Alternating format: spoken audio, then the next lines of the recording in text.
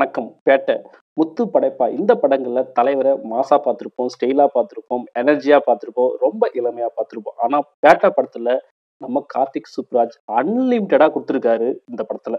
சிவாஜி படத்துக்கு அப்புறம் லிங்கா, காலா, கபாலி 2.0 இந்த படத்தெல்லாம் பார்க்கும்போது ஒரு ரஜினி படம் பார்த்த ஃபீலே குடுக்கலங்க. ஆனா நாடி, நரம்பு, ரத்தம் ஊர்ன ஒரு ஆளால தான் இந்த மாரி ஒரு படத்த குடுக்க முடியும். நெக்ஸ்ட் இந்த கேமரா ஒர்க் அப்படின்னு பார்த்தீங்கன்னா வந்து, ரொம்ப ஒரு விஷுவல் ட்ரீட்டாவே இருக்கு இந்த படம் பார்க்கும்போது. ரொம்ப கிரீனிஷா இருக்கு. இந்த ட்ரோன் ஷாட்லாம் நெறைய யூஸ் பண்ணியிருக்காங்க. அந்த ஷாட்லாம் வந்து பக்காவா இருக்கு.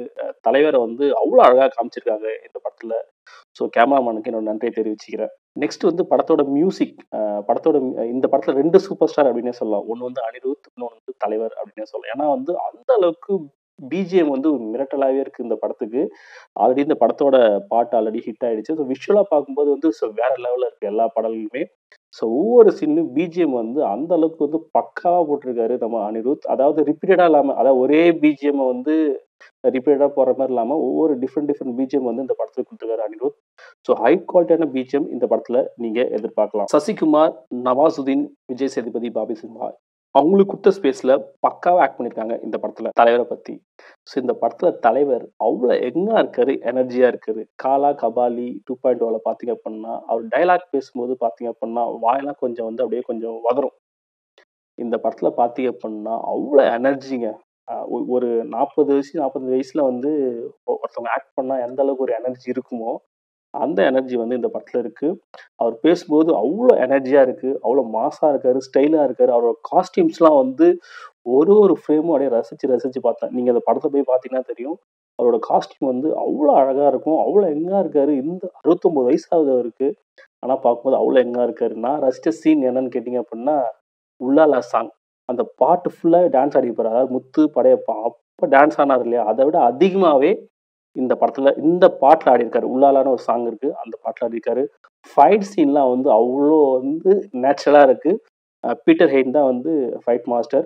சூப்பராவே பண்ணியிருக்காரு. ஸோ படத்த பாருங்க. கண்டிப்பா அந்த ஃபைட் சீனும், அந்த டான்ஸும் கண்டிப்பா என்ஜாய் பண்ணுவீங்க. அப்புறம் இன்னொரு சீன் ஆக்சுவலா அந்த ரிவர் ஒண்ணு இருக்கும். ரிவர்ல பார்த்தீங்க அப்டின்னா, ஒரு துப்பாக்கி இப்டி ரொட்டேட் பண்ணிட்டு ஒரு வாக் வருவாரு. கிரீன் கலர் ஷர்ட் போட்டிருப்பாரு. சுப்பா அந்த ஒரு ஃப்ரேம் போதுங்க. அந்த அளவுக்கு அவ்ளோ அழகா மாஸா ஸ்டைலா இருப்பாரு அந்த ஒரு ஃப்ரேம்ல. நெக்ஸ்ட் பார்த்தீங்க அப்டின்னா, விஜய் சேதுபதியும் தலைவரும் ஒரு சீன் உட்காருவாங்க.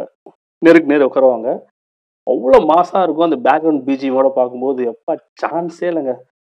நெக்ஸ்ட் ஒரு சீன் என்ன அப்படின்னு பார்த்தீங்கன்னா, நெக்ஸ்ட் வந்து ஒரு லாஸ்ட்டா கிளைமேக்ஸ்ல ஒரு ஒரு சீன் ஒண்ணு இருக்கு. அது என்ன சீன்லாம் கேட்காதீங்க. கண்டிப்பா தியேட்டரே வந்து அந்த சீனுக்கு வந்து ஆடும். ஸோ தலைவர் அந்த மாரி பார்த்து ரொம்ப வருஷம் ஆச்சுங்க. ஸோ ஒரு சீனும் ரசிச்சு நான் பார்த்தேன். அவ்ளோ சந்தோஷப்பட்டேன். தலைவர இப்படி பார்க்கறதுக்கு. கண்டிப்பா நீங்க படத்த பார்த்துட்டு, படம் பார்த்தவங்க நீங்க எப்படி ஃபீல் பண்ணீங்கன்னு கமெண்ட் பண்ணுங்க. கண்டிப்பா உங்களுக்கும் அந்த ஃபீலிங் கண்டிப்பா இருக்கும். தலைவருக்கு வந்து வயசாயிடுச்சு. 69 வயசாயிடுச்சு. அவ்வளோதான். அவரோட இதுக்கு வயசான காலத்துல எதுக்கு இந்த வேலை அப்படின்னு சொல்லிட்டு நெறைய பேர் சொல்லிட்டு இருக்காங்க. சொல்ற எல்லாருமே வந்து படத்த போய் பாருங்க. இப்ப இருக்கிற யங்ஸ்டர்ஸ் கூட ஆட முடியாத ஒரு டான்ஸ தலைவர் ஆடியிருக்காரு. படத்தோட ரேட்டிங் என்னன்னு கேட்டீங்கன்னா, ரேட்டிங் எனக்கு புரியலங்க. ரேட்டிங்னாலே வந்து தலைவர் தான். நெறைய சேனல்ல ரேட்டிங் குடுக்குறானுங்க. 3ன்னு குடுக்குறானுங்க, 3.25ன்றானுங்க, 3.75 அப்படின்றானுங்க. என்ன குவாலிஃபிகேஷன் இருக்குது இவனுக்கு ரேட்டிங் குடுக்குறதுக்கு? ஆ? எவன்லாம் சொல்றானோ, அவன் மூஞ்ச மொதல்ல அவனோட மொபைல் யூஸ் பண்ணி ஒரு சின்ன ஷாட் தலைவர் நடிச்சாரு இல்லையா? ஒரு சின்ன ஷாட் எடுத்து உன் மூஞ்சிய எவன்ட்டயாவது குடுத்து ரேட்டிங் கேளு. மூஞ்சிலயே துப்புவானுங்க. ஏன்டா என்ன குவாலிஃபிகேஷன் இருக்கு ரேட்டிங்லாம் குடுக்குறீங்க? மொத்தத்துல படம் எப்படி அப்படின்னு கேட்டீங்கன்னா, பேட்ட பராக். நன்றி.